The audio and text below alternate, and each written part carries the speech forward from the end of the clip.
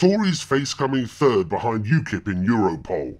Downing Street is bracing for a disastrous European election in the wake of Maria Miller expenses scandal, as a new summary of the opinion polls suggests the Tories will fall to third place.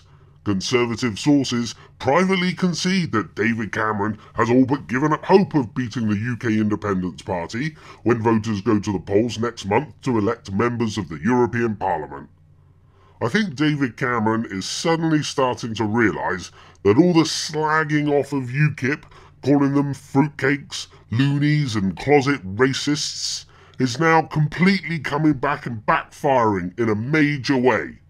Also, as this article suggests, David Cameron has scored a massive own goal with regards to Maria Miller. He has completely misread the public's mood towards MPs and their expenses by openly backing an MP that claimed over £90,000 in expenses. Regardless of what any investigation says, he's kicked average Joe right in the teeth. The only people who don't realise the mood of the nation towards this is David Cameron and the rest of the out-of-touch MPs who recently spent hours of media time defending her. David Cameron has been relying on the vote for the Tories and we will deliver an EU referendum. UKIP can't, but the Tories can. But the thing is, nobody believes David Cameron when he says this. Nobody at all.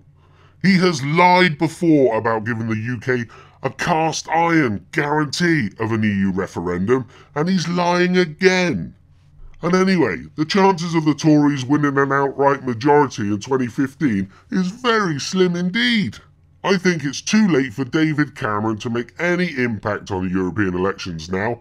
He hates Nigel Farage. You can see it when he mentions the man's name. The whole establishment is shit scared of Nigel Farage and UKIP. Even the BBC are now scraping the barrel in terms of demonising Farage. They recently invited him on to Have I Got News For You, just so they can have a go at him about his expenses. Maria Miller's resignation attracted the usual bunch of renter quotes. What we've seen is a Prime Minister who clearly is totally disconnected with how the voters in Britain feel about MPs' expenses. That was Nigel Farage.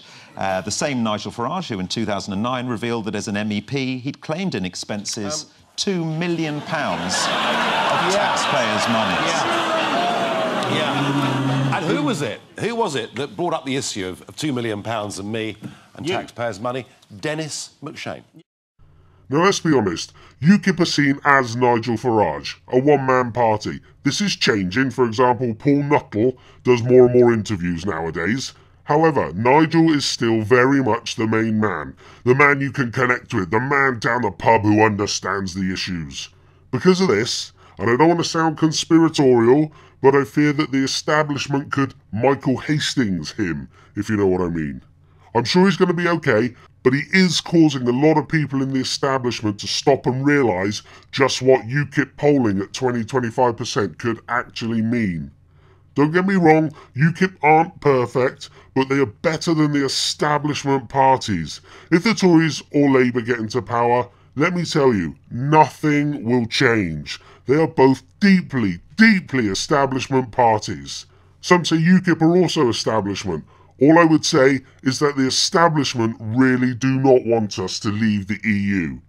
I didn't mention Liberal Democrats because after Jeremy Brown's comments about his own party now being pointless, I'm kind of hoping they won't be around much longer. We can but hope, eh?